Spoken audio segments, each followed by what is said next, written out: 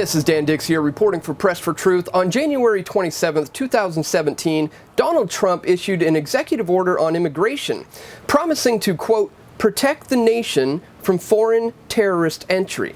The following day, Canada's Prime Minister Justin Trudeau responded with this tweet. To those fleeing persecution, terror, and war, Canadians will welcome you, regardless of your faith. Diversity is our strength. Hashtag welcome to Canada. Diversity is our strength? Well, here we are 6 months later, and what sounded so good and progressive at the time has now led to an unprecedented wave of refugees seeking asylum. And this is completely stretching this country's abilities and resources to properly process these people. And it's gotten so bad that the Canadian Armed Forces have just set up a camp in Quebec because they're now expecting an influx of around 500 people at any given moment. But it's all good, you might be saying. These are fleeing victims, and diversity is our strength. Intelligence report warns Somalis with criminal records are coming into Canada from the US. Oops. As the United States has stepped up deportations on Somalis with criminal records, some have crossed illegally into Canada and made refugee claims under false identities, according to an intelligence report obtained by Global News. But Dan, that's separate from the issue of Syrians fleeing a war-torn country. What about those unfortunate people, you might be saying? Well, here's the reality of the situation. Francine Dupuis, who oversees PRADA, a government-funded program to help seekers get on their feet in Quebec, said that the number of refugee claimants is unprecedented. Following a recent wave of Syrian refugees, most are now Haitians fleeing the United States for fear that their temporary resident status will be revoked and hoping to find refuge in Montreal's large Haitian community. It's unheard of, Dupuis said. In 30 years, I've never seen this kind of volume or intensity.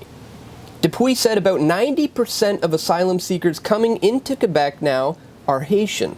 So this doesn't seem to play into Justin Trudeau's agenda for his vision for the future of Canada. Or does it? Last year, I released a video titled George Soros and the Canadian Agenda Exposed, where I outlined their plans for the future of this country, and it has nothing to do with strength through diversity, but rather it has everything to do with destroying this country from the inside out, so that the elite ruling class can provide so-called order out of their generated chaos.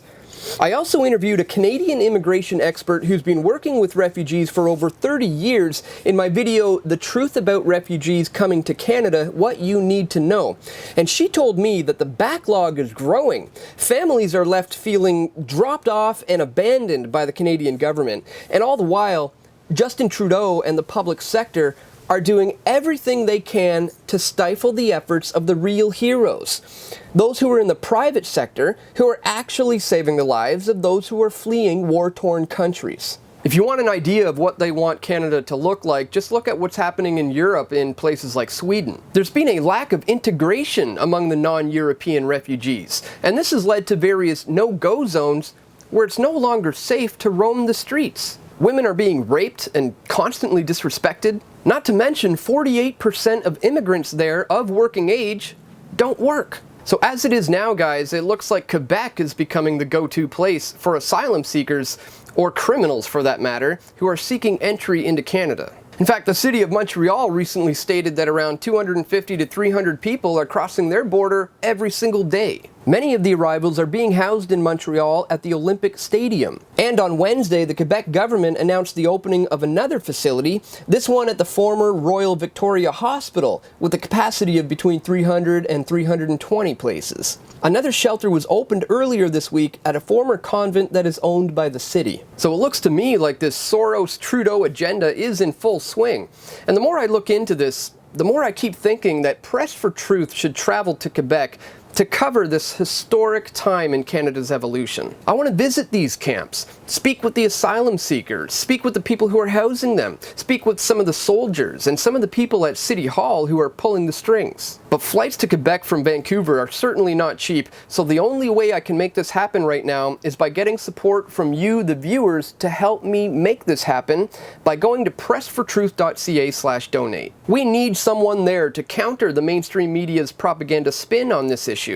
And with your help, Press for Truth will deliver that content to the best of my ability. If you'd like to support my efforts, please check the links located in the description below. And this YouTube channel that you are watching right now is only made possible through your donations at pressfortruth.ca/donate and your patronage at patreon.com/pressfortruth. And thank you so much to anybody who's already contributing there. It's because of you that videos like this are possible to be made. Don't forget to subscribe if you haven't already, and in the face of this YouTube adpocalypse, please follow me on steemit.com at Press for Truth. The links are located in the description below. Thanks for watching, my friends. Keep fighting the good fight and stay tuned. We've got more video reports coming soon. This is Dan Dix reporting for Press for Truth.